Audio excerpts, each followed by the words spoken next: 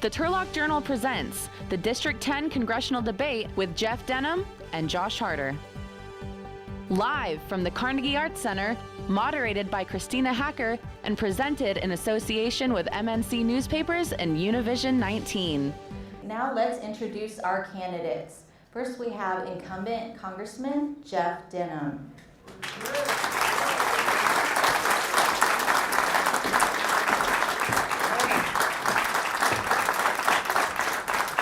And we have Challenger Josh Harder.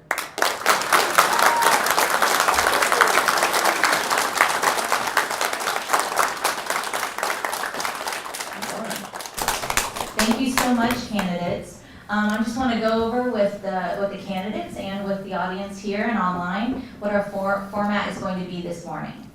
The candidates will get 2 minutes to answer each question, and then they will get a 1 minute rebuttal time. After the last question, the candidates will each get a 2 minute closing statement.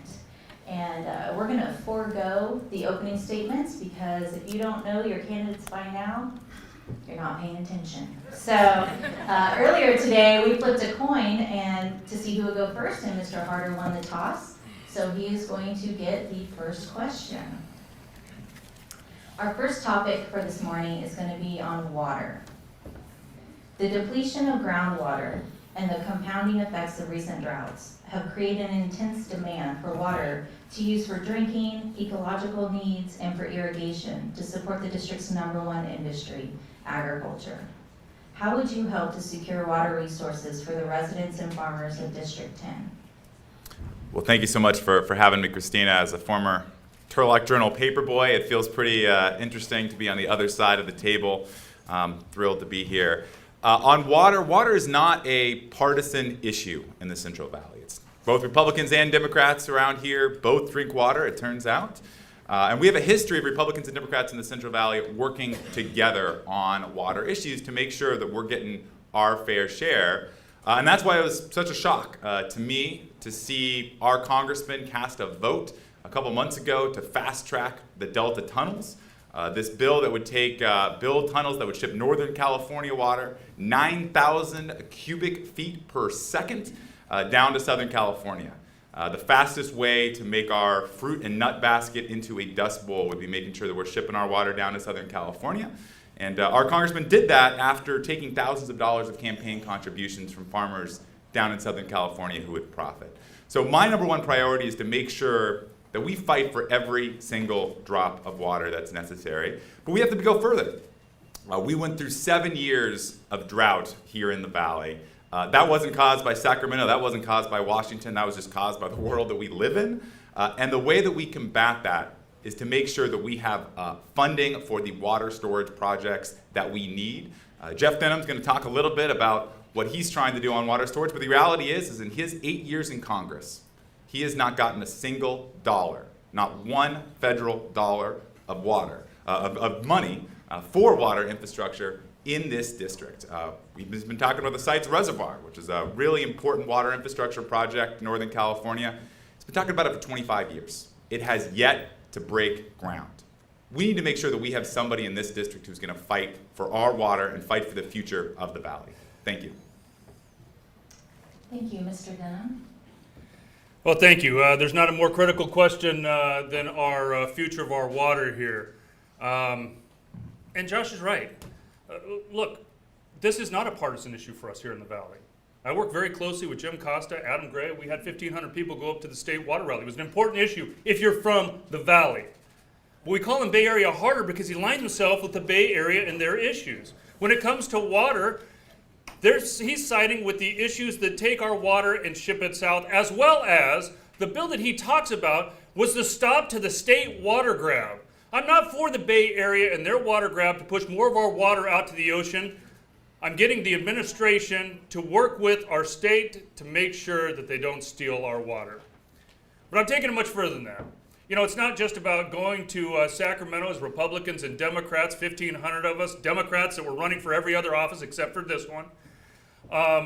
It goes much further than that. It's actually focusing on the future. We've got to stop and make sure that they don't steal our water, But we also have to focus on the future. Now, he was reading the news, he'd have saw that Shasta was just approved, that we have actual federal funding for Shasta for the first time. And we've fought the Bay Area on this for a very long time, but we're actually pushing it forward. The new Water Act will be signed into law next week. The new Water Act is actually a financing mechanism to be able to leverage our state water bond to actually build the storage that we've been talking about for years. If you take a look at why our water has been stopped, the delta flows, the delta smelt, it's those Bay Area positions that have forced us to push more water out without having the science behind them. I will fight for the Valley. I'll continue to do it. I'm proud of my record, and my record speaks for itself. Please hold your applause. Please hold your applause so we can get through as many questions as possible. Mr. Harder, do you have a rebuttal?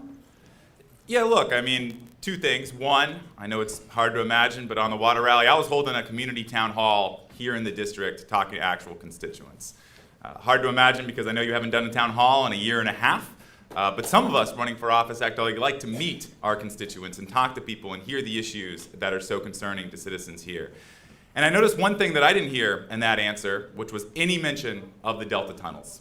The single biggest threat to what's happening to our water is shipping our water down to Southern California.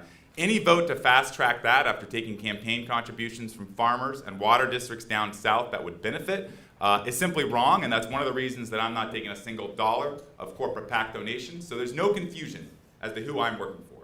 The only person that I'm working for is this district, and that's what we're fighting for. Thank you. Well, let me start with the Delta tunnels. I've been very clear. My position has always been out there. I've always been opposed to them. But his supporters, Jerry Brown is the one who's pushing it. Gavin Newsom is the one that's pushing it. When you're talking about Bay Area issues, those are the ones that are pushing to take our water away. Look, I've been very vocal about my positions on water. I've been out there fighting for it. And not only as your member of Congress, but as a voter. You know, we've had water bond issues on the ballot 2 different times in the last decade now. He didn't vote for either one of them. You got to at least show up and vote. It's one thing to criticize those that are in office, but you ought to at least show up to vote. I served my country 16 years, signed up at the age of 17. It is one of the fundamental rights that we have is to actually go out and vote. Whether you want to run for office or not, you ought to at least show up and vote on the water bonds that you think are important. All right, thank you, candidates. Our next question is about transportation and roadways, specifically. Along with water, transportation is one of the top concerns voiced by district residents. A proposition on the California state ballot this November will repeal the 2017 SB1 gas tax, which has brought in funding for roadway projects across the state.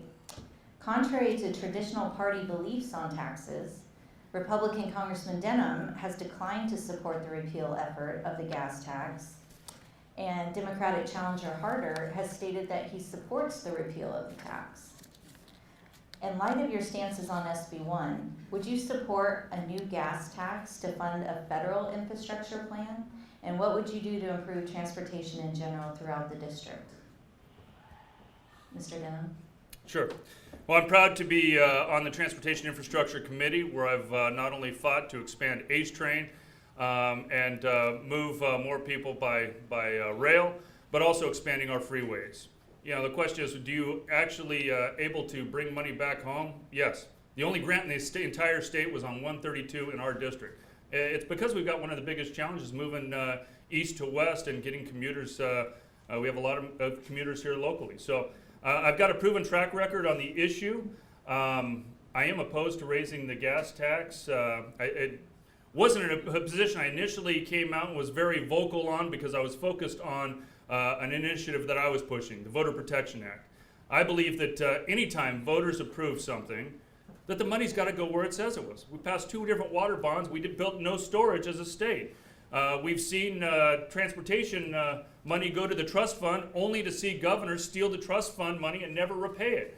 So I was pushing the Voter Protection Act, but I've been very clear I'm against tax cuts. He's raising the taxes on gas. He's been on both sides of the issue, and it'd be interesting to see how he answers it today. But we've got him on video saying both ways.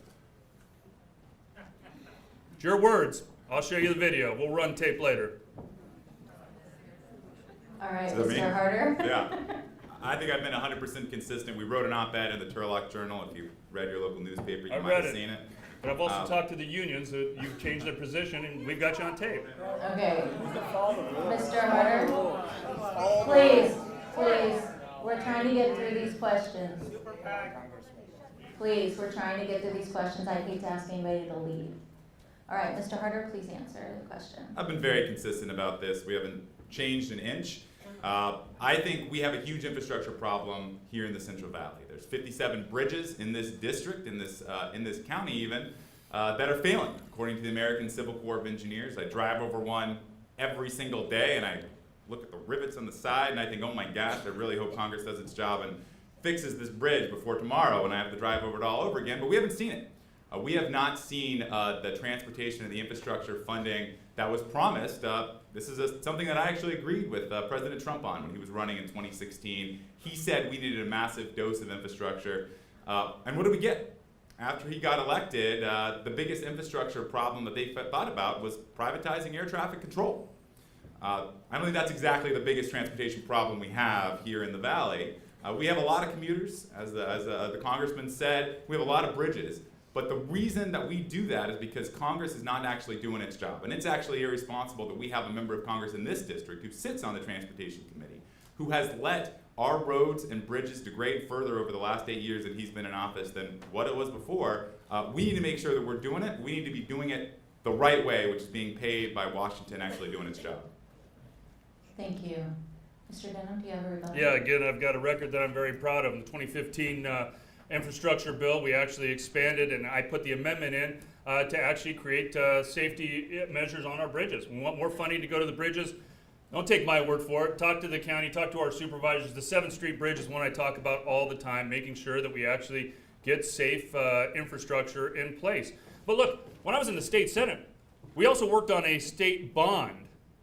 Put $1 billion on Highway 99. You think he voted in that election? You know, it's one thing to criticize my position, but at least show up and vote. 17 out of 20 elections, he didn't start voting until he decided to move back to the district and run for office. If you want people to vote for you, if you want to take a position on important issues, at least utilize your right to vote. Mr. Harder, do you have a rebuttal? Thank you for bringing that up. You're right. I was complacent about politics.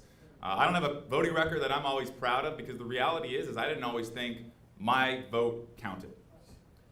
What changed was the election in 2016. What changed was the last 2 years of seeing on every issue that I've always cared about, making sure that people have access to health care, making sure that we have immigration reform here in the district, making sure that we have the water infrastructure projects that were promised. On every issue that I cared about, we were being misrepresented as someone that voted with his party 98% of the time. So you're right, Congressman, to call me out and say that I was complacent. But the reality is that complacency is gone, and it's all thanks to you. And the reality is we've seen that all across this district. 95% of the 3,000 people knocking on doors as part of our campaign have not knocked on a door ever before. So the reality is thanks to your efforts over the last 2 years, you're seeing folks come out of the woodwork to make sure that everybody votes in this election coming up. Thank you for that. Please hold your applause so we can get to the questions. Okay, our next topic is on health care. The issue of health care is far from settled in the country. Thousands of District 10 residents are uninsured and many more rely on Medi-Cal. The area has a severe physician shortage and district emergency rooms are being impacted by droves of residents using it as their only source of medical care. Valley residents are also more likely to die from chronic diseases than people who live elsewhere in California. How would you help to alleviate these issues? And specifically, what would you support in a federal health care bill? Mr. Harder? This is probably the single biggest difference between me and my opponent. We live in a district with enormous healthcare challenges. We have nearly 50% of our residents on Medicaid, which means that because of our congressman's vote, May 4th, 2017, the day that I definitely lost my complacency about politics, 100,000 residents in this district would lose health care because of that vote. 100,000 people. My younger brother David, right here, is one of them.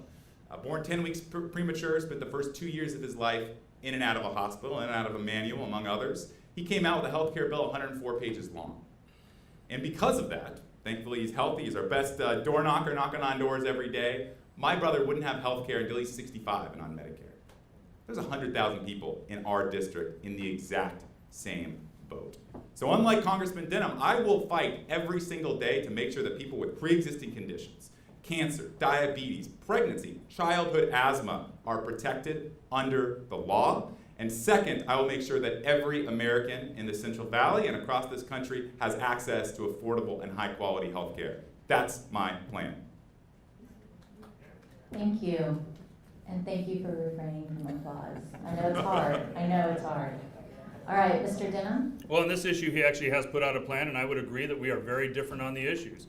When you end Obamacare and cut or eliminate all of our employer-provided health care, when you throw unions that have negotiated with Kaiser, when you end their plans, when you end the VA, our veterans, and do Medicare for all, it affects all of our health care, including the seniors. It will rob the seniors' fund. But the biggest question is, with your plan, how do you come up with $32 trillion? Who are you going to tax beyond all the other taxes you propose to come up with $32 trillion? Not even Jerry Brown supports this plan. I mean, again, when you talk about Bay Area principles, this is one of the biggest principles. Now, I do have a plan, and I've actually been putting our issues out there. We have an access issue here in the Valley. We've always had a shortage of doctors, so I actually introduced the amendment that doubled our residency program. We've been trying to push for years to get medical schools right here in the Valley, and all the medical schools say, why would we have more people graduate from our medical schools if you have no residency program for them to go to work at? So we've doubled the residency program. We've also added teaching hospitals, our federally qualified health centers, so that we can actually have more doctors there too. We also have to start paying doctors to see patients. I've worked with the California Medical Society and the Stanislaus Society to actually make sure that we're running a pilot program here to make sure they get paid on time and actually paid a wage to see those Medi-Cal patients here locally. It's one thing to get an insurance card, it's another thing to actually make sure that your patients are being taken care of and getting quality health care. Again, I've got a record, I'm proud of it, and it's all right there in writing. All right, Mr. Harder, do you have a rebuttal? You're right. It is there in writing. And I remember that moment a year and a half ago when you stood at your last town hall in front of 1,000 constituents. I see some faces here that were there that night. And you said you would vote against that health care bill because you knew how terrible it was. You knew that 100,000 residents in this district would have lost health care coverage because of that vote. So don't tell me about the health care plan that you wished you had. That's the health care plan you voted for. And that health care plan would have deprived this district of health care access. It would have devastated our community. And we all know it was terrible because you said you would vote against it before you actually voted for it a week and a half later in Washington. And don't tell me about what we can afford, because the reality is under the last 2 years, where we've had a Republican House, a Republican Senate, and a Republican presidency, health care premiums have skyrocketed. Estimates have they're going to increase in the Central Valley by up to 50% for a family of 4 in this district next year. Tell me how we're going to afford that. Well, first of all, in your plan, $32 trillion, which you still fail to answer the question, when you decide to raise taxes on the top 2% and you repeal the tax cuts for our district, $2,100 per family, that still only gets you $2 trillion. Where do you come up with the other $30 trillion that will devastate and bankrupt this country? It's not a real plan. But our access issue, actually, it's not a wish. It's now law. Because I led on the issue.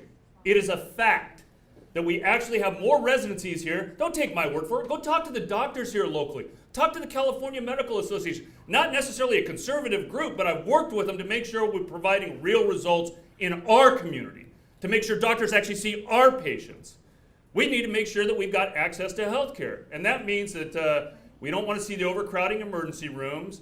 That means we actually provide the health care, and the fact is that the 2 bills have been signed into law, and we're putting them in place now. All right, thank you. Our next topic of discussion will be on immigration. President Trump has been working to end the Deferred Action for Childhood Arrivals, or DREAMers Act, enacted by President Obama in 2012. Congress has yet to pass an immigration reform bill that would provide a path to citizenship for the thousands of children brought to the United States illegally as children who are now in danger of being deported. Earlier this year, we saw a zero-tolerance illegal entry policy, with children being separated from their parents when they are detained crossing the U.S. border. President Trump is also seeking additional funding to build a border wall between the United States and Mexico. What would you support in an immigration reform bill, and how does that help the people of District 10? Mr. Denham? Again, I've got a record that I'm proud of. I took on Nancy Pelosi and Paul Ryan both. Don't take my word for it. Take a look at it. Look at the plan. It's the first time a comprehensive plan has actually been pushed forward and taken a vote and debated on the House floor. I'm not somebody who's just going to take a back seat on such an important issue. I did everything I could. I learned actually the parliamentary rules to avoid having a bill that was shut down. And we negotiated it. Yes, it has tough border security on it. We make sure that we actually secure our border with both technology as well as a physical barrier. We have a fix for dreamers from day one. I would say one of the biggest successes of this is we now have over half of the Republicans on record supporting a pathway to citizenship and a permanent fix for our dreamers. We also dealt with the visa system and a guest worker program, two things that are critical to this community. But as we saw children get separated, look, I'm a father. It is something that was important to me. I introduced the only bill in Congress to address the issue. I'm a leader on the issue. I will continue to lead on the issue because it's a critical issue for our community. Again, his position is more with the Bay Area of sanctuary cities and abolishing ICE. Those are not things that I can support. Mr. Harder? I don't know where you get your facts. I think these must be the alternative facts that I keep hearing from Washington. It's on tape. We've got to, we'll roll tape afterwards. Of me saying I want to abolish ICE, I'd love to hear that. I have never said it and I don't support it. Sanctuary cities, you said. The reality is we have an immigration disaster that's affecting the Central Valley every single day. We are a land of immigrants. That is our values. We're a district where we see it every single day. There's a young woman in our campaign who's working 2 part-time jobs. A student at Modesto Junior College wants to grow up, be a pharmacist, live the American dream, work hard and get ahead. But her parents carried her over the border when she was 3 months old. Her DACA protection from deportation expired last October. She doesn't know what the future is going to hold for her. There's 10,000 people in this district with the exact same story, 2 million across America. This is all too common, and it's a complete self-inflicted wound. And it's not complicated about what we have to do. We know we need to pass a bill that protects these kids. Been in our school districts for decades. They're a part of our fabric of our entire community. And what can we do? Jeff Denham has released an awful lot of press releases on this issue. He talks about it a whole lot back in the district because he knows that everybody in this district, at least most folks, actually want it to happen. But when he goes back to Washington, what do we see? We see a record of absolute failure. We see absolute no movement forward on a Clean Dream Act. He's sponsored a bill, but he said he wouldn't actually sign a petition to bring that Clean Dream Act to a vote on the floor of the House.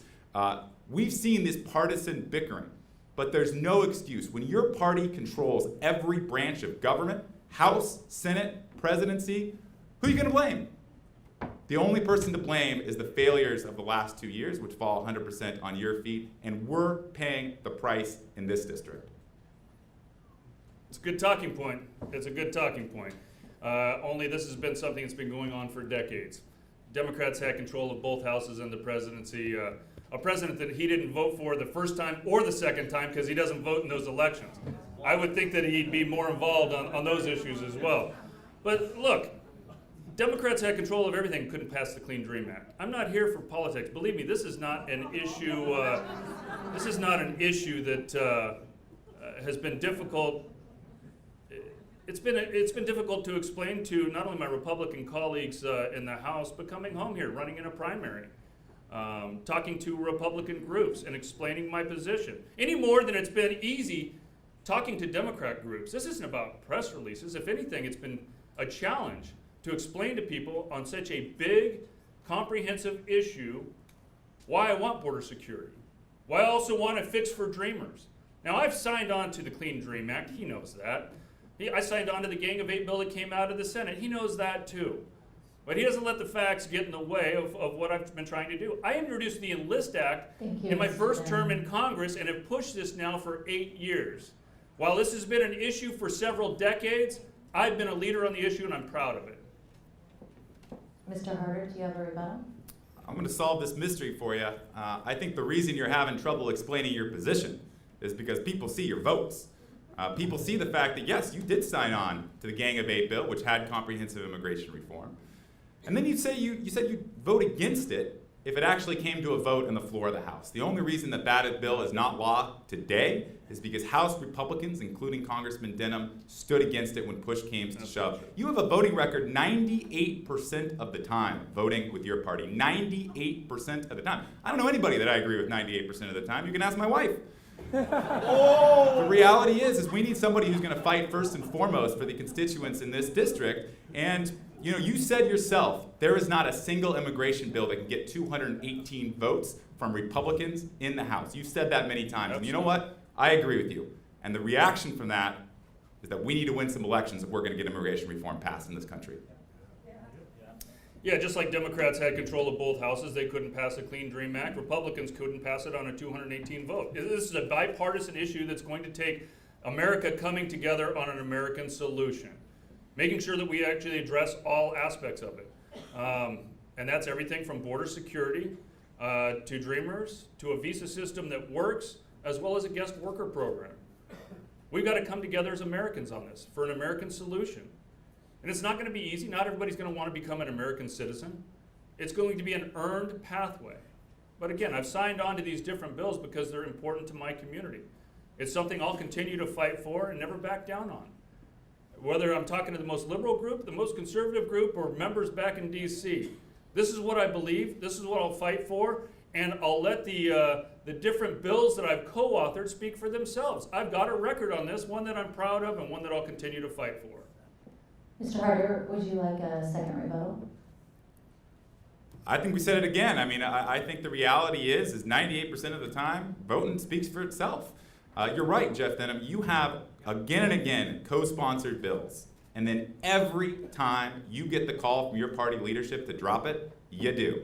You said you had the votes. Again and again, I saw you on CNN every single day saying that you had the votes to push forward immigration reform. And what happened? You let the deadline expire. You voted against that discharge petition because you got assurances from your party leadership. And you know what we got? Absolutely nothing. We saw a vote that took place that was not bipartisan because you decided to ignore the other half of the idol. You decided to only work with your party leadership. The reality is I hear every single day from Dreamers in this district who feel betrayed because their lives have gotten worse over the 8 years that you've been in Congress. Yeah, votes do matter. Okay. Votes do matter. You should vote. It's a critical issue. We're gonna move on Agreed. now. We're gonna Everybody move in on this district believes now that. to our next topic of discussion. All right. We're gonna move on to our next topic of discussion. It's gonna be on economy and the jobs. While many areas of the country are seeing great economic gains since the Great Recession, District 10 has been slow to recover. The San Joaquin Valley as a whole has reached its peak in regards to employment growth and is currently in a slowdown, according to the most recent issue of the San Joaquin Valley Business Forecast. Employment growth across California continues to outpace the valley, along with evidence pointing to a slowdown in almost all categories of employment. Inflation is rising, and interest rates are rising. Foreclosures are already climbing back up, and all of those are areas of concern noted in the report. If elected, how would you help stimulate the economy, specifically in District 10, and address the growing housing crisis? Mr. Harder? You're right. We have a real economic challenge in this district. We have an unemployment rate close to twice the national average. It's gotten a little bit better. But we don't have the same chance at economic opportunity here as other areas of California and other areas of the country. I think a lot about the story of Tri-Valley Growers Peach Cannery, now Seneca, which had 10,000 jobs 20 years ago, produced 50% of the canned peaches across America. Anybody in America that has served a canned peach in their school lunch, it came from us. That cannery is going bankrupt.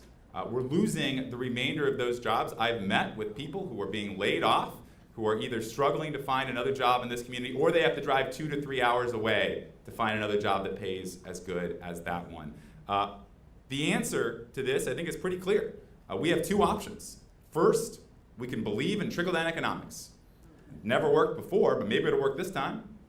That bill that Jeff Denham voted for, which raised taxes on Californians. California's going to pay $12 billion more in individual taxes, but it also added $2 trillion to the national debt.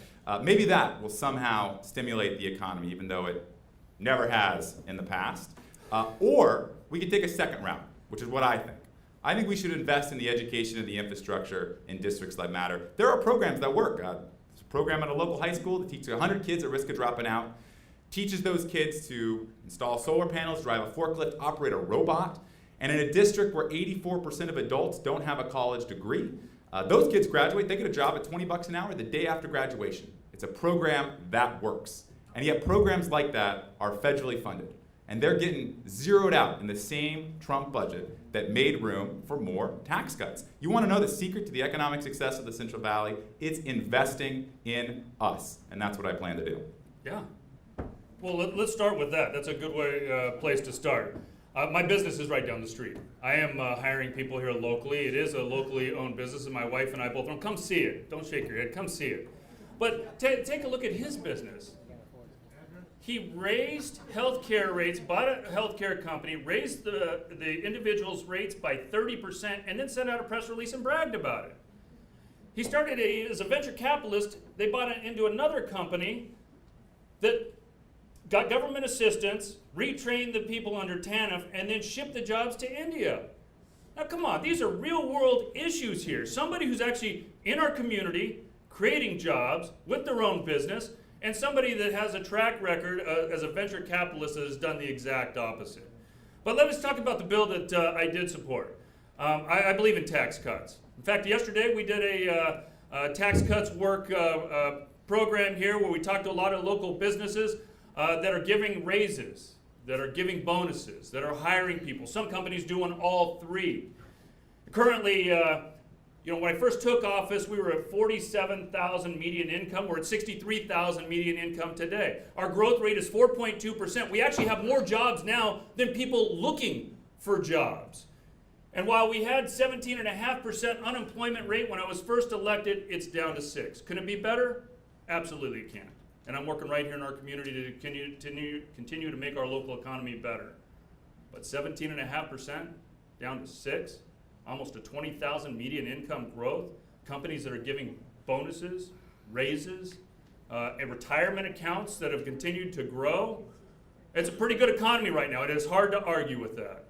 Raising taxes, repealing those crumbs, the crumbs that would be $2,100 per family of 4 here, would set us back. I'll stand behind my tax cut record. Mr. Harder, do you have a rebuttal? You want to attack me for my business record, and I think you know that's a bucket of lies. The reality is I've never been an employee, an executive, a member of a board of directors that raised prices in the healthcare markets. I've never outsourced jobs. That's ridiculous. You're just trying to make me seem as scary as possible because you know that you can't defend the actual record that you voted for in Congress because you know it's unpopular. You call it a tax cut. It raised taxes in California, where Californians are going to pay $12 billion more in taxes. Right here in this district, you want to talk about $2,100 more? A family of 4 in the Central Valley is going to pay $3,200 more in healthcare premiums next year because of that same bill. Now you tell me if you think getting $2,100 back and paying $3,200 back for your healthcare to stay the same is a good deal.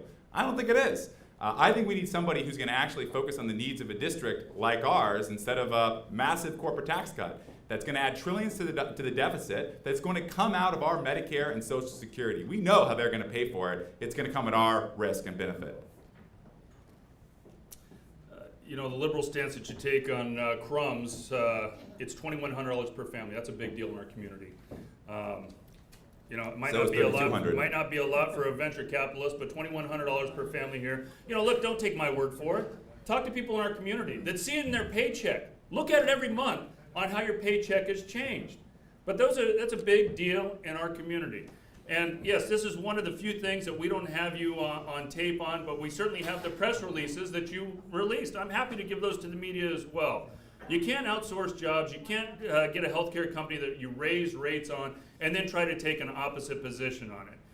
Look, again, I've got a record that speaks for itself. I'm proud of the tax cuts. I think that we need to do more of it. Raising taxes, especially coming up with $32 trillion worth of taxes, will devastate our economy, and you'll feel it in your pocketbook. Thank you. At this time, I'm going to remind the audience that if you have a question that you would like us to ask the candidates, please write it on your index card if you haven't already, and take it to the back of the room to that table, or raise your hand and we will collect them from you. If you need an index card and you don't have one, also you can raise your hand.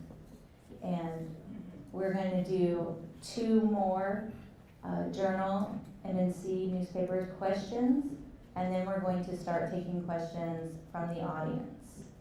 So I'm going to give you just a few seconds here to get your index cards in.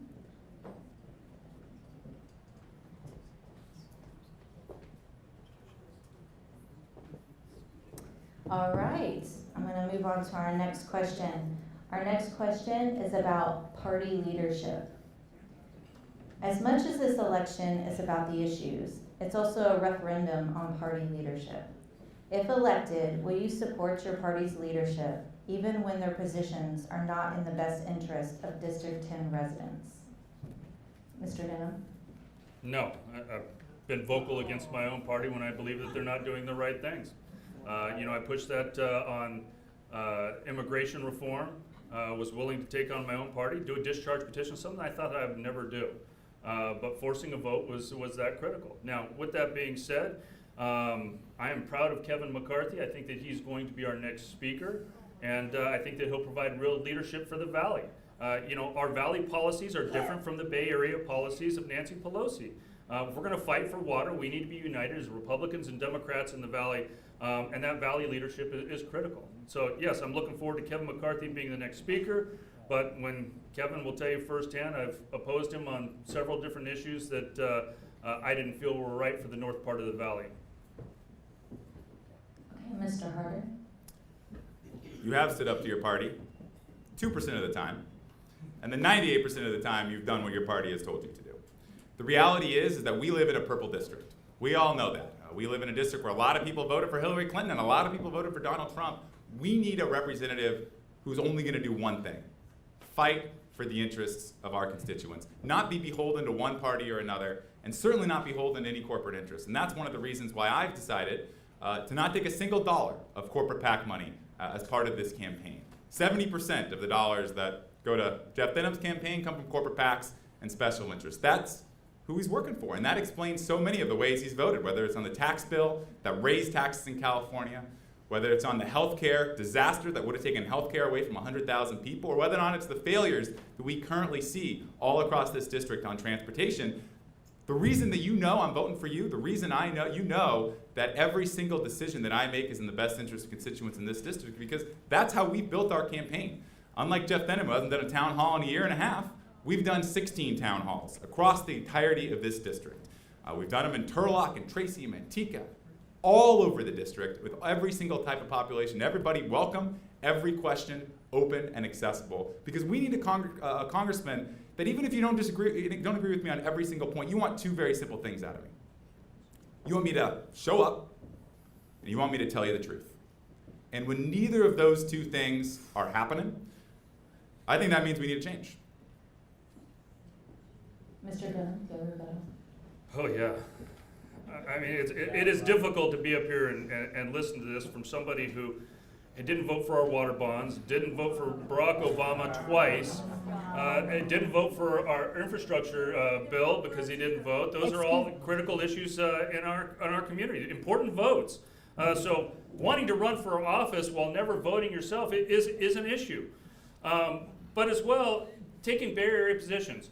Look, he has done these meetings in the district where we've got him on tape talking about 9-month full-term abortion.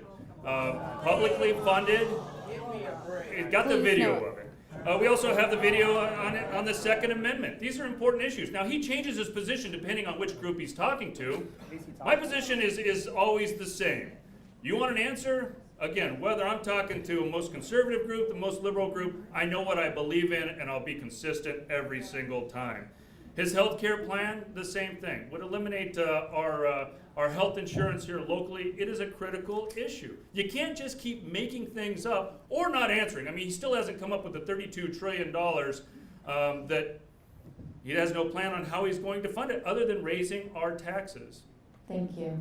Mr. Harder? You say you don't change your positions, and I think the reason you're hearing such a strong backlash to this is because many of the people were here in your last town hall when you said you would vote against the health care bill. And the fact that a week and a half later you went back and voted for the exact same bill when you're in Washington, we got you on tape. Not only that, everybody here remembers that moment very vividly because of the 100,000 people in this district that would have lost health care because of that.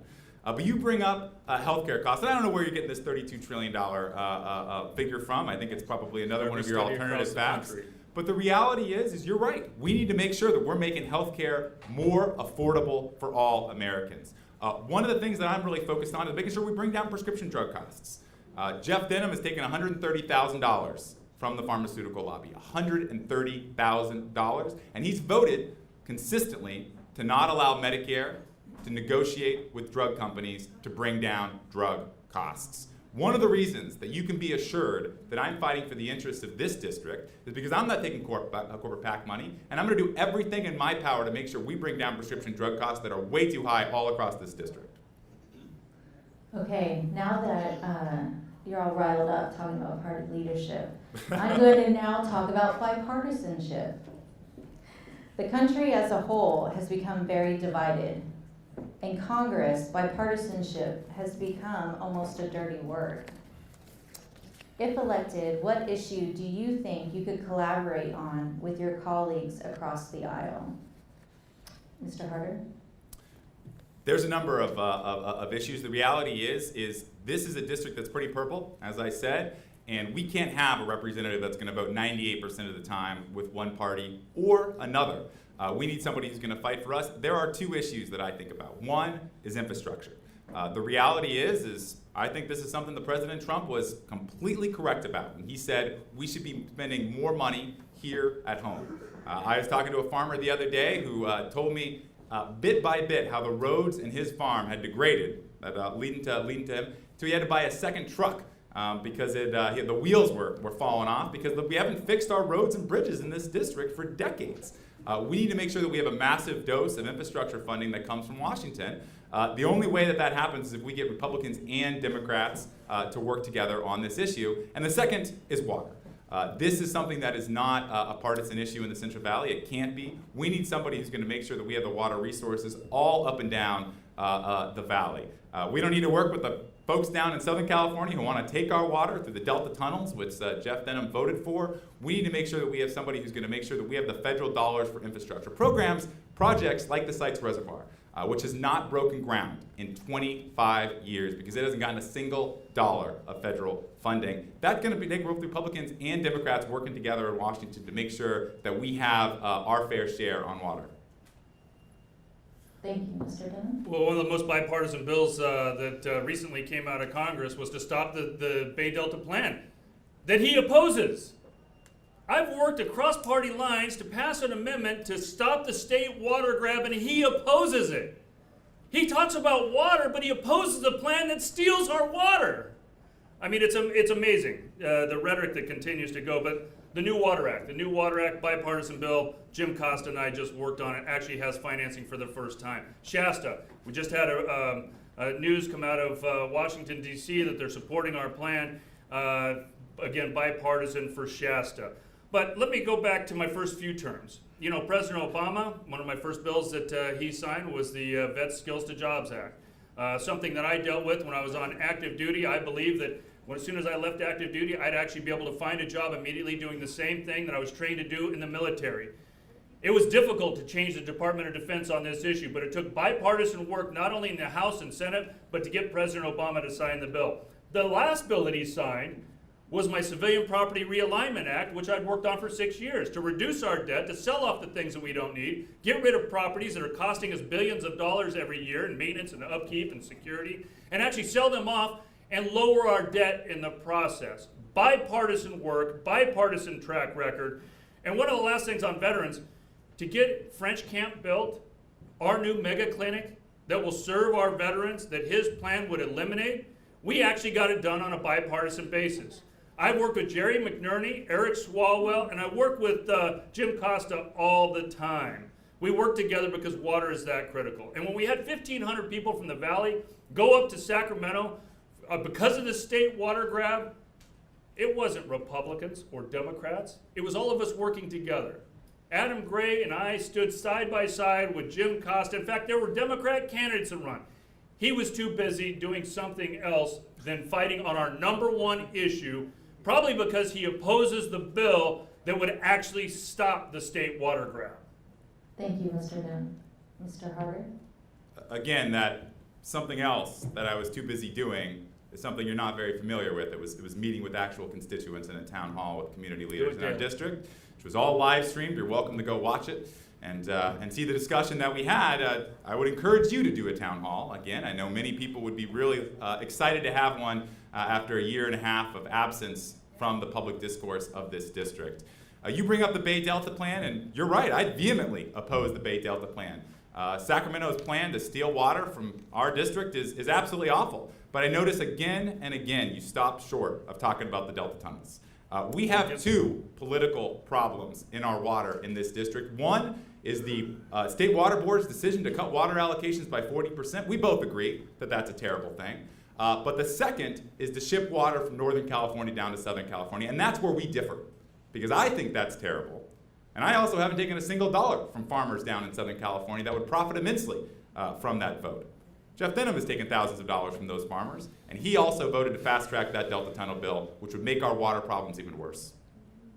You haven't raised much money from farmers at all. 99% of your money is coming out of the Bay Area. That's why we call you Bay Area Harder. Come on. I mean, this is a Bay Delta plan. I'm sorry. We have continued to fight Republicans and Democrats to stop the state water grab. You opposed the bill that would stop the state water grab. I mean, it is amazing. It is difficult to debate somebody when they change their position all the time, but I will tell you, he talks about me being with the public. We've accepted 6 debates. 6 debates we've been encouraged to go to. The House, the faith-based community, was too controversial. The Spanish church over in Oakdale, he didn't want to do it because he didn't want to be able to do it in Spanish. The Modesto Rotary, the Rotary Club was too controversial to go out and have a debate. I am glad that he's here today, but it is difficult to debate somebody that changes their position every time they have another meeting. And again, you don't have to take my word for it. We've got it on video. We'll roll tape after this, and we'll show you the press releases that he sent out. Looking forward to that. Look, League of Women Voters invited you to a debate. I think they're still hearing back. Is what I'm hearing from this that you're accepting a debate with the League of Women Voters? Is that what you're going to accept? You're going to do one with Rotary? They're very controversial these days. We're going to be everywhere. Anytime there's a non-partisan third, absolutely, we'll be everywhere. You're going to accept the League of Women Voters? The reality is the constituents in this district want to hear from their representatives, and that's why we've invited you to every one of our 16 town halls. Every one. You got a letter. We would love for you to show up. We still have a couple more. We're doing them all the time. We're doing one in Patterson in a couple days. We'd love to see you there. I think a lot of constituents in this district would love to have a public opportunity to talk to their member of Congress who's been absent for the last year and a half. Not absent. You show up. Your protesters show up at every one of my events. We do them every day. Plenty of them. Yesterday was another one. Plenty of protesters were there. A lot of them bust in from the Bay Area. I think a lot of people in this audience are bust in. All right, Mr. Denham, since we allowed Mr. Harder 2 rebuttals, would you like another minute to speak? Look, we're throwing barbs back and forth today, and this is, I guess it's kind of fun. It's kind of entertaining. I know what I believe in, but there are some real serious issues in this campaign. We finally have the opportunity to get real water storage. And it's Republicans and Democrats actually doing it together for a Valley solution. Now, going to the state water rally was a big deal. Authoring bills, bipartisan, to solve this problem is a big deal. He opposes the very same thing that Jim Costa and I are working on together. The only way we're going to survive, not just make gains, but survive as an agriculture industry, as an ag community, is by solving this water crisis. I'm proud to have the Farm Bureaus support me. I was proud to go to the debate and answer questions. We did it as a town hall because he wouldn't show up, the Farm Bureau. They're too controversial too. But we have, I think, important differences that it's important to discuss. And I think you've got to get the facts. Because the millions of dollars that his groups are spending against me on TV, it happens every 2 years. I'm a big boy, I can take it, but there's a lot of misinformation out there. And so go to his website, go to my website, take a look at the difference between the two candidates, and go out and vote. Okay, thank you. We're going to move on to the audience submitted questions now. And as you can see, we have at least 100. So we'll probably get through 4 or 5. So please don't riot when we don't answer your question. The MNC newspaper editorial team vetted these questions. I mean, they're all up here. So if they talked really, really fast, we could get through all of them. But the editorial team, that's the editor of the Series Courier and then Turlock Journal staff, went through these questions and found the ones that are most relevant and things the candidates haven't already spoken about today. So the first question is for Mr. Denham. What is your, for both the candidates, but Mr. Denham, what is your vision for the district in the next 10 to 20 years? As representative, how will you deal with the changing realities of the district? Thank you. I do think that there are changing realities, but first, we're an ag community. We need to secure our water. So the new Water Act will actually provide for the first time a financing mechanism to utilize state, local, and federal dollars together to build new storage. That means sites, Temperance Flat, means raising Shasta, Los Vaqueros, and then each of our irrigation districts. We've got to do a better job of working state and federal government so that the state's not shutting down our relicensing process, but that we're actually building new storage. We've got to expand our roads as well. Look, we're a big export area. We've got to get our crops and our exports out to the ports. We need to expand the ports. I am proud of the fact that this next session I will be the chair of the Transportation Infrastructure Committee. That means roads, our highways, our rail, airports, ports, Coast Guard, waters of the U.S. under the Army Corps, but it also means water storage. It is a real opportunity for us to solve those big issues, and we need to because transportation infrastructure is so big here, not just because of water. Obviously, water is our most critical issue, but because we're becoming such a logistics hub. We're here in the center of the state. We've got Prologis, 511 Tactical. We were there yesterday. They're huge expansion. We've got big companies wanting to move to the center of the state, provide high-paying jobs. We have to have the infrastructure that is ready for the 21st century and can continue to expand. Thank you. Mr. Hardin? I think on so many of these issues, we need to make sure that we're fighting for constituents in need. I think the biggest issues in this district are healthcare, immigration, water, jobs. On each of those issues, there's a deep contrast between our positions. Between somebody that believes that protections from pre-existing conditions should be protected, and somebody who voted to do the exact opposite. So the future of the Central Valley is making sure that we're actually protecting every single individual here, and that we're giving every single kid in our school districts, 80% of whom are on free or reduced lunch, the same chance at that American dream. We do that if we make sure that every kid has access to health care, if we make sure every single kid has access to the immigration reforms that are going to now allow us to give that same chance. And if we make sure that we have the same jobs for folks. I spent a lot of time at Stan State and at MJC, and all too often when I meet with students, we did a town hall with students just a week or two ago, and what I heard again and again is a deep amount of both political cynicism and also frustration that if you graduate in the Central Valley with a college degree, there are not nearly enough options for you to become gainfully employed. Only 16% of adults have a college degree in the Central Valley. If we really want the Central Valley to thrive, if we want to be an economic success story 10, 20, 100 years into the future, we have to invest in the educational programs here in the Central Valley.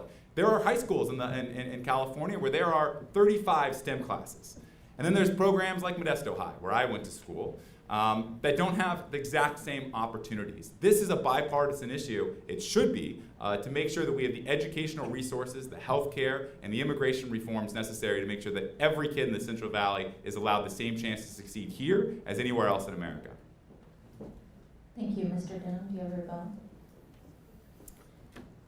Yeah, look, Professor, I know you talk a lot about MJC. My son Austin is out here today. He's a student at MJC. He's been trying to take your class, but apparently there isn't one. He'd love to go in and have some office hours with you because he actually wanted to see your business plan on outsourcing jobs and how you make money as a venture capitalist. But look, it is an important issue. You know, again, we're joking around up here on some issues. I think it's fun to be lighthearted on some of these things because I've got a record to stand on, fighting for the Valley, something I'm very proud of. We've got to fight to get our water, our infrastructure.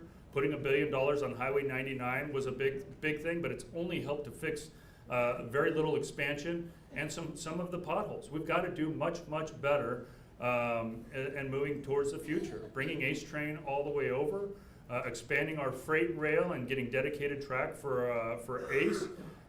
And we've got to make sure that we're expanding our infrastructure all the way around from roads to water storage. Mr. Harder? You're right. We're talking about a lot of different issues, and sometimes it can be complicated. Let's boil it down to 4 main differences. Healthcare, the difference between somebody that believes that every single individual in the Central Valley deserves access to healthcare and somebody that voted to kick 100,000 people off of healthcare. Immigration, somebody that believes that every immigrant in the Central Valley deserves a path to citizenship, and somebody who would vote to make sure that we have a clean DREAM Act in the House. Not somebody who would co-sponsor it and write a press release and then refuse to sign a petition to bring that to a vote if it actually came to it in the House. Water, somebody that actually believes that Northern California should get every single drop, and somebody that voted to fast track the Delta tunnels. Jobs, somebody that actually made sure that he voted for a bill that would raise taxes on Californians by $12 billion while adding $2 trillion to the national debt, kind of a mathematical miracle there. How we can raise taxes and get benefits at the same time. And me, somebody that actually believes that we should be investing in the education and infrastructure here in the district. So there's a lot of stuff to talk about. Those are 4 pretty big differences. They are pretty big differences, and you got to at least be truthful with the group that's here. Again, you're on record, raising income taxes, raising the gas tax. $32 trillion is what your health plan is. Look, it's one thing to have a plan, and I can appreciate that, but have a way to finance it too. I do take tough votes. My record is out there. Now I know that you've decided to start voting, but at least if you're gonna run for office, be honest with people and put your information out there. I'm hopeful that you will change your website and say how you're coming up with the $32 trillion. That's not my numbers. Every group across the country has said that your plan is $32 to $40 trillion. The best you can do is repeal the tax cuts, which would cost everybody $2,100 per family, and raise the top 2%, again, raising taxes here locally. That gets you $2 trillion. Do the math. I know you're a smart guy, Professor. Come up with the other $30 trillion and explain it to people.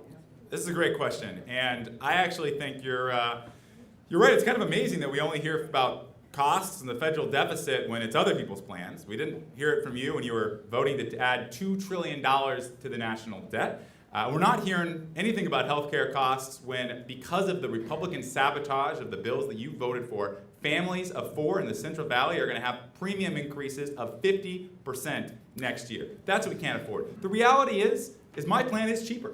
It is cheaper to put an individual on Medicare. If you look at somebody who's 64 years old, who's on private insurance, you look at somebody who's getting health care through Covered California and Stanislaus County, those are the markets that are going up by 50%. They went up 20% last year due to Republican sabotage of our health care exchanges. And you say, this is somebody that should be on Medicare. Medicare has lower costs. It has better patient satisfaction. It has better patient outcomes. And you're right. I think if you were to take that program and you were to say, instead of those people getting less efficient, higher administrative costs of private insurance that's going up by 50%, and you put that same individual on Medicare, I think that's, most people in this district are going to agree that's a pretty good idea. All right. For the last thank 8 you. years, healthcare has continued to go up. The Obamacare, even the first year, it went up in price. It's still going up today. And even Nancy All right. Pelosi will tell you that this plan will cost more money. Hey. There is no cost You know savings what? here. I give both the candidates equal opportunity if they want to continue to discuss something. And if Mr. Harder's amenable to another 1 minute rebuttal, then that is fine with me. If you'd like to move on. I think we said what we're going to say, unless All you're. right. We're going to move on then to the next question. The next question is, you would be representing a district that depends heavily on agriculture. Agriculture depends on predictability of growing conditions. What are you willing to do to address the threat of man-made climate change to our farmers' ability to predict water availability and growing conditions? Mr. Harder? Well, I think we should start by stipulating that man-made climate change exists. As far as I know, I don't think I've ever heard Congressman Denham ever say that man-made climate change is a real thing and is affecting the Central Valley. We live off the land here. We went through 7 years of drought. We're seeing fire seasons in California go completely out of control, go year-round and being much worse than they are. And we face the impacts of that every single day. We have the worst air quality here in the Central Valley. I had childhood asthma as a kid. The reality is growing up here, a lot of the pollution isn't even caused by the Central Valley. It's caused by coal plants in China that send up their pollution. They go over the Pacific Ocean, and then they settle in the first valley that they find, which is us. We bear the costs of an international problem right here. If only we had an international agreement, maybe the Paris Climate Accord, that could do something about that. Oh wait, we actually had that. It was a great idea. Every single country in the world signed on to it until America took out. And if there's one thing that I learned in my business career, it's that if you're not having a seat at the table, you're on the menu. And the reality is the rest of the world is moving ahead. They're investing in renewables. They are mitigating the effects of climate change. And here in America, we can't even get on the same page because we have congressmen like Jeff Denham who are getting a heavy amount of funding from the Koch brothers who won't even say that man-made climate change is real. And they can't even be honest with their constituents about the real impacts that we're seeing and what we need to do if we're going to be able to prepare this valley for the next 100 years.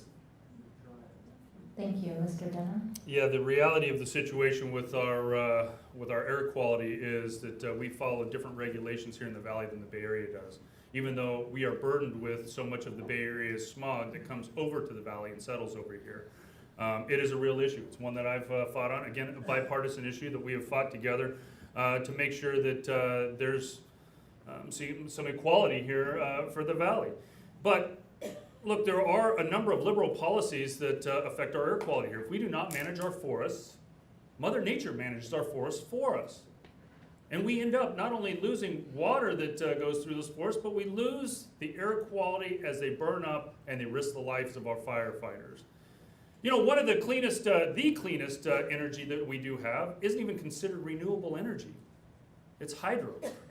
Every time we try to add new hydro here, it is some of those liberal groups that try to fight us on it. Hydroelectricity is not only our most consistent renewable energy, but it is our greenest energy that our farmers depend on. The Bay Delta Plan, the state water grab, will empty our reservoir 1 out of every 4 years.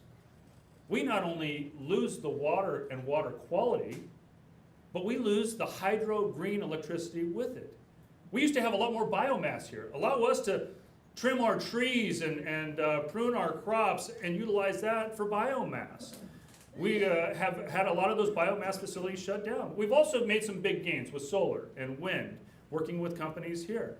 We can do better, and I think that we must. But it starts with hydroelectricity. That gives us the greatest certainty for our farmers and does the best for our farmers to be able to plant more trees that contribute the most to our environment.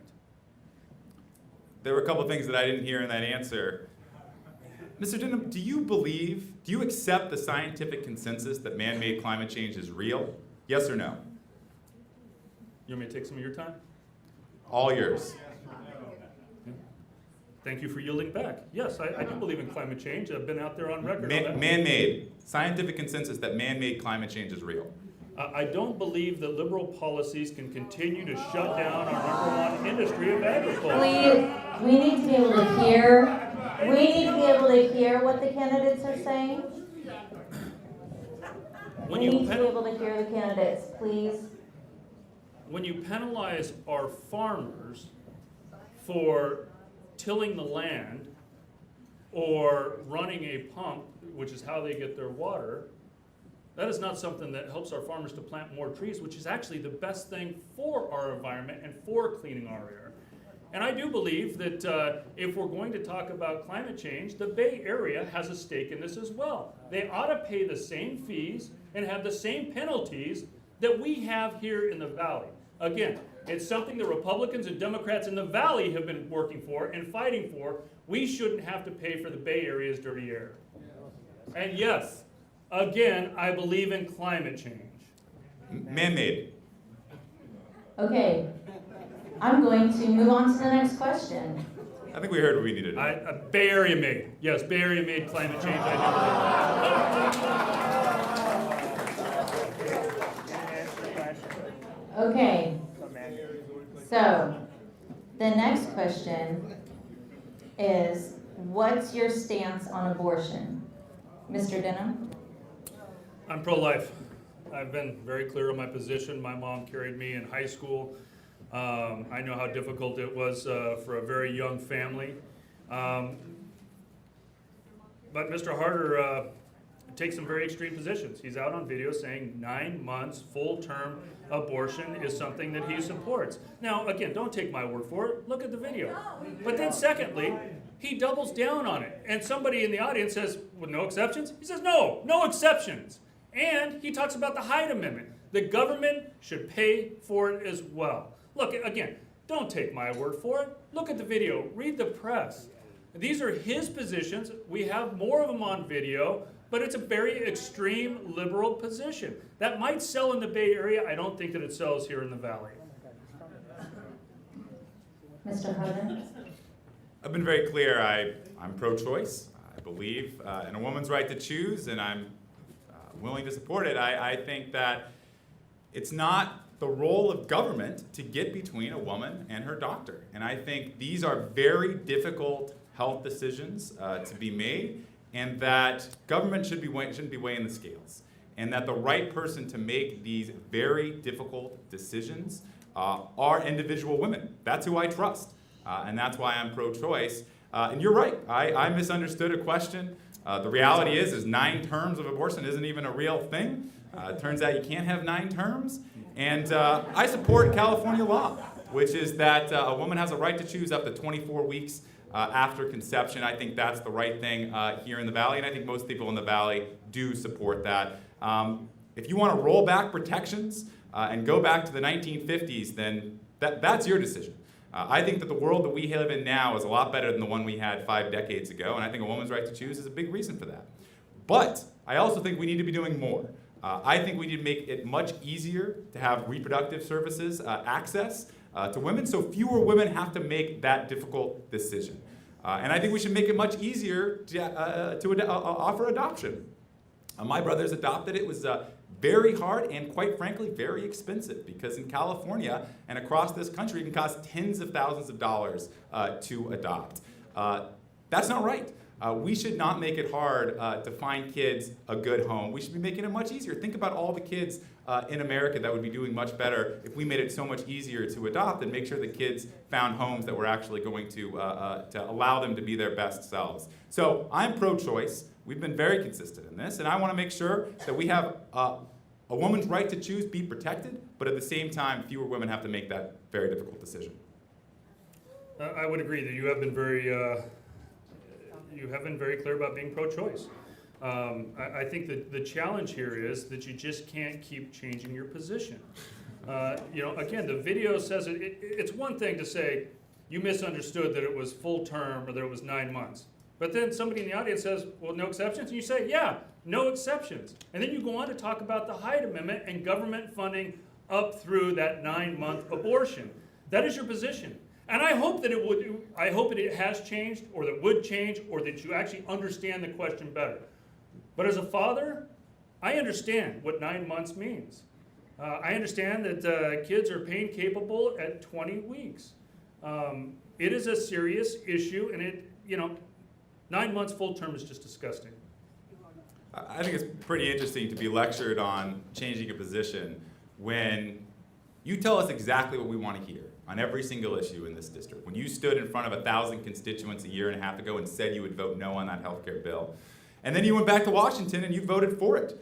When you come back to this district and you say, no, I believe in immigration reform, and then you go back to Washington and you vote with your party 98% of the time. So don't give me any lectures about changing position when you just tell us again and again what we want to hear on every single issue, and then go back and vote with your party 98% of the time.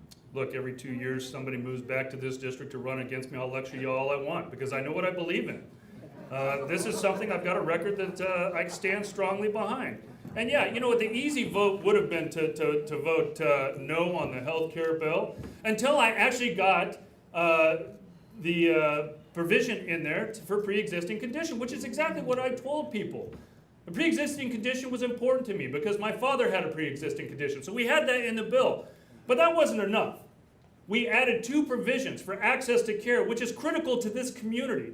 So yeah, would I do it again? Absolutely I would. I'm proud of my vote. The easy vote is always to vote no. But standing on courage, putting your vote out there, when you know people are not going to like some of the things in there, when you've got to explain all aspects of a bill, I'll explain it now like I explained it then. Pre-existing condition is important to me. It's in the bill. Access to health care is important to me. I passed the bill, extended residency programs here. Go to some of our federally qualified health centers and see that they've got residency programs now. Go take a look at doctors getting paid so they'll actually see Medi-Cal patients. Stop making promises and actually look at some of the jobs that are getting done around here. Thank you. Mr. Harder? Okay, please calm down, please. We're trying to get through as many of these questions, your questions. Mr. Harder, would you like a minute rebuttal, please?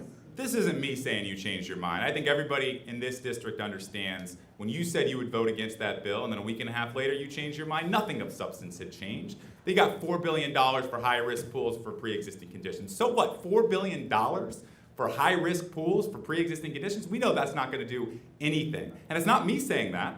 It's the nonpartisan Congressional Budget Office, which said it would have kicked 100,000 people in this district off of health care. It's the Modesto Bee that said because of your vote, we would lose 7,000 healthcare jobs in this community. And it's not just that, it's the premium increase that we're seeing every single day, the 20% increase in premiums. So if you want to actually see the implications of that vote and what it's done in our community, look at your healthcare prices over the next year. When premiums skyrocket in the Central Valley by 50%, we're going to know who's responsible. Urban Institute, I think the Modesto Bee and the Congressional Budget Office all say your plan is over $32 Okay, trillion. we're going to move on to our next question. This is going to be our last question before the candidates' closing statements. Each of you are claiming that the other is relying on outside money. How much of your funds are coming from the 10th district? Mr. Harder? The way that this is reported is actually not correct, because the reality is donations less than $200 are not reported to the FEC with a zip code, and my average contribution for our campaign is $25. We're financing our campaign the right way, and I'm very proud of it. I'm proud that we're building a campaign based on giving people, ordinary people, not large corporations, not billionaires, ordinary people, a voice. That's what you've seen in our volunteers, and that's what you've seen in our campaign donations, and that's why I'm not going to take a single dollar of corporate PAC money. Remember, that's 70% of the campaign donations that go to Jeff Denham come from corporate PACs and special interests. That is who he's working for. And it's not just that. One of Jeff Denham's largest campaign contributors is a congressman down in Southern California who just got federally indicted for campaign finance fraud. This may sound like a very low bar, but I'm not going to accept a single dollar of money from a federally indicted member of Congress. Now, that's not a pledge that my opponent can make. Well, your events over in the Bay Area with Barbara Lee and Nancy Pelosi and the travel that you do down in LA to raise money, I think they do speak for themselves. But, you know, the things that you criticize, I've taken a number of contributions from unions. IBEW, actually the electrical contractors are ones that you've accepted. It's not a corporate PAC. I've accepted as well. But the firefighters, I think they ought to have a voice. The Farm Bureau, yeah, of course they should have a voice too. There are a number of PACs out there. I belong to political action committees as a farmer, as a business owner, realtors. I think that's another one that ought to make a decision on who they're going to support because of the policies that they support. So yeah, I'm proud of that, but more so I am proud of the local contributions that we receive every single day. From people that I talk to that are proud of the tax cuts, ones that are donating for the first time because they have a little extra money, some of the local businesses. And I don't criticize the larger farmers just because they've been successful. They support me because I have a farming background and I'm going to support the policies that they represent. So look, I am proud of what we've done in this community and the fact that we've got our local community members that are supporting my campaign. That is my fight. I will always fight for the Valley, and I'll go up and down the Valley raising money to help support a campaign, rather than having outside money and Bay Area ads that are run on my behalf. I don't have any problem with the fact that firefighters wrote you a check. I think that's great. They're not a corporate PAC. I have a problem with the fact that pharmaceutical companies wrote you $130,000, and in response, you voted to make sure that Medicare couldn't negotiate lower drug prices. That's what I have a problem with. I have a problem with the fact that you took millions of dollars from corporations like AT&T, Verizon, Comcast, and you voted against net neutrality. I have a problem with the fact that you took hundreds of thousands of dollars from farmers down in Southern California, from large corporations who would profit from the Delta tunnels, and then you voted to fast-track that bill. I have a problem with the fact that you voted for a bill that would add $2 trillion to the national debt while raising taxes on Californians by $12 billion after taking millions of dollars of corporate PAC money. That's what I have a problem with, and that's what I'm not accepting a dime of. Thank you, thank you.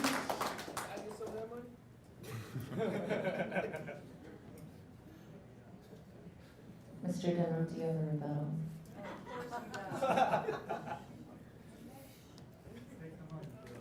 Look, the nice thing about these campaigns, at least when it comes to your account, it's the transparency. It is a much bigger challenge when Bloomberg's doing 80 million, Steyer. I mean, all of these big, rich people are coming in with millions of dollars a week to run ads against me. You don't see them turning those down or talking against those. It just happens every 2 years. But I'm proud of the fact that I raise money in the Valley. It's what I do. I've got to work on behalf of my constituents in my community, and my record should speak for itself based on that. And yeah, again, his political things that he criticizes me for, it's like the Farm Bureau. I'm proud to take money from the Farm Bureau. I need their help. I need them out putting my signs up on all of their farms. But I'm not ever going to apologize for fighting for the Valley or fighting for our water needs. Again, I've introduced the bill. You can always attack me on my votes, but I vote. I show up every day, and I vote in every election. Okay, thank you. All right, now we're going to go to our concluding statements. And Mr. Denham? Well, thank you. I really do appreciate the opportunity to come in and debate. I think it's important to share ideas.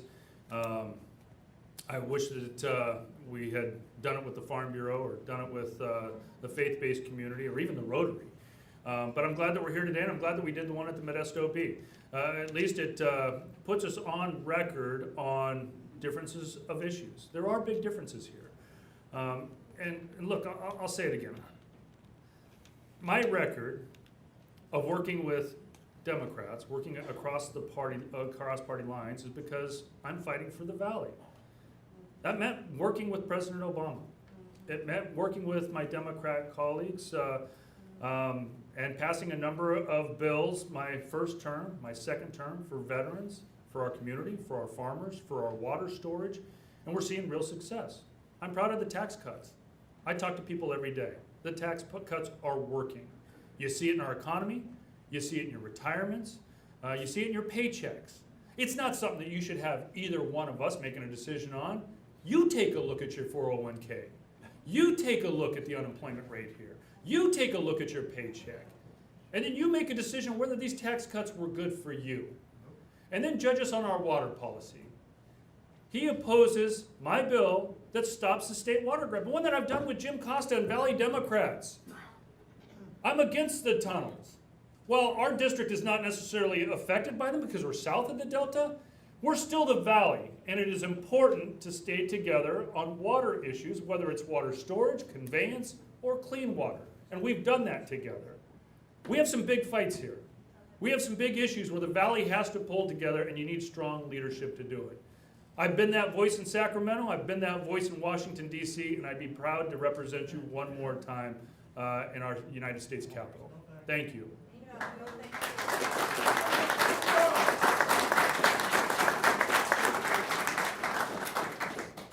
Thank you. Mr. Harder?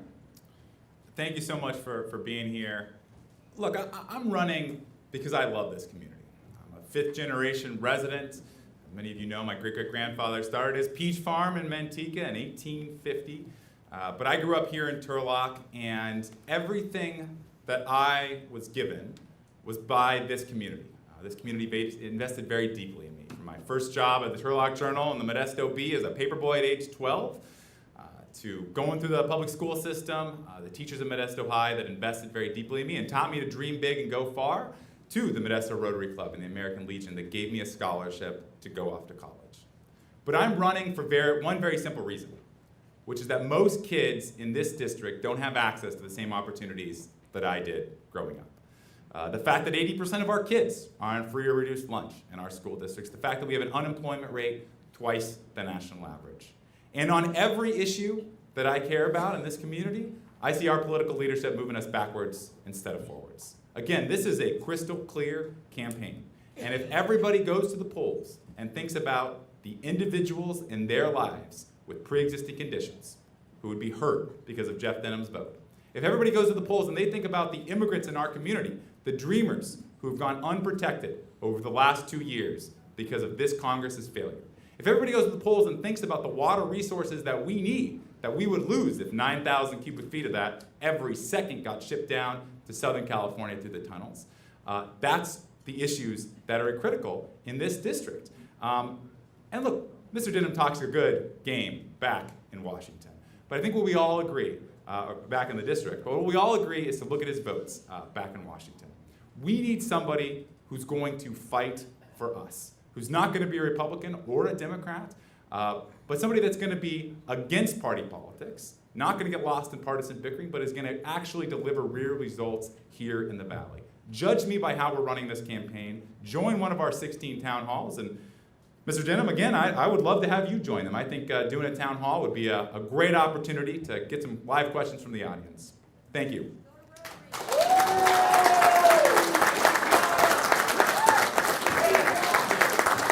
Thank you.